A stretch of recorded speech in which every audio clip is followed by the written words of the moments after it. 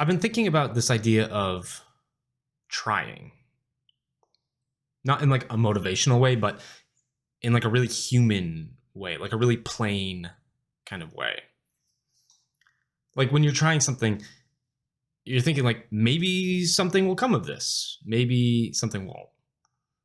But trying still feels better than just floating through your life. Like you're just doing the safest possible version of everything. There's something about the word milk toast that I love. It's so visual. You can almost see it. And that's I think what I'm most afraid of is like living a milk toast life. I'm not really afraid of failure or embarrassment, just being bland. Like living a life where nothing ever risks anything. I was thinking about this quote from The War of Art by Stephen Pressfield. And I'm going to butcher it here, but it's something along the lines of like, it's better to be in the arena getting hit than standing on the sidelines watching. And I always remember that. I think because of the visuals, I think he's talking about like being a bullfighter in the arena and like, it's better to be getting the horns than to have never tried in the first place. And that sounds like really dramatic, but it's also really simple.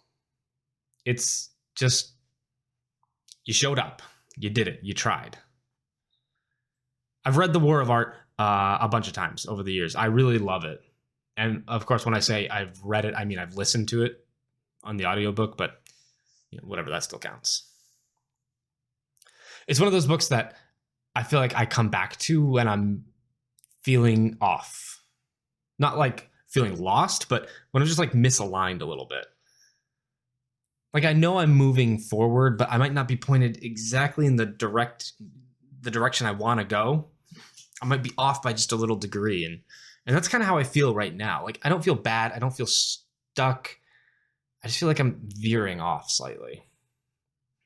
And of course, Stephen Pressfield, he talks about in this book, it's all about resistance. And how the thing that you're most avoiding, that's usually the thing you should be doing. That's usually the most important thing you should be doing. And I've always liked that idea. Using something negative, like the thing that's holding you back, and kind of using that as a compass. He even talks about it as like, you use it as a compass to know what you should be doing. Whatever you're dodging, that's what you should probably be doing. And it's so true. It's so annoyingly true. He also talks about this bit like right at the very beginning where he gets himself all ready to write and he has this cannon that he points it at himself so that it can fire inspiration into him. Something like that. And it's ridiculous, but I love it. And then I had this moment this morning where I was thinking about that and I thought, well, maybe I should get a little cannon for myself when I'm writing, now that I'm a writer. And I had to stop and I had to think, and I was like, wow, I guess I'm a writer. Which, like, right now, even saying out loud feels so weird. Because if I ever went back and told a younger version of myself, any earlier version that I now identify as a writer, I would think you're messing with me. But I've written every day for almost 2 weeks now, and I miss one day, but who does that? What else do you call someone who does that but a writer? It's funny how we make this stuff more complicated than it needs to be. If you run a few times a week, you're a runner. If you bake bread, you're a baker. If you do puzzles all the time, you're a puzzler, I guess. I don't know. Is that a thing? A puzzler? Like, you don't need permission. You don't need to get paid professionally to do a thing. You don't need a certificate on the wall that says you did it. You just do it and you are it. And then I was thinking about that and I started noticing like something else that it kind of made me uncomfortable. And it's that I don't necessarily apply this logic everywhere. With writing, this brand new thing to me, suddenly I'm very generous. I write, so I'm a writer. But with music, this thing that I've like made my whole life about, in my brain, I've always kind of had like this hierarchy. I always thought about like musicians in like 3 different tiers. And it's the way I've thought about it for many years. Like at the bottom, there's people who just play music. And then in the middle, there's musicians. And then at the top, that's reserved for the best. Those are people who transcend music and they're artists. Like they're so good. They're such a good musician. They're not even a musician anymore. They're an artist. And I've always kind of thought about myself and put myself like squarely in the middle. Like I feel like I'm a musician. On a good day, I'm a musician. On a bad day, if I'm just phoning it in and just playing the notes, maybe I fall down to just someone playing music. I feel like once in a while, I've maybe like brushed up against that realm of artist.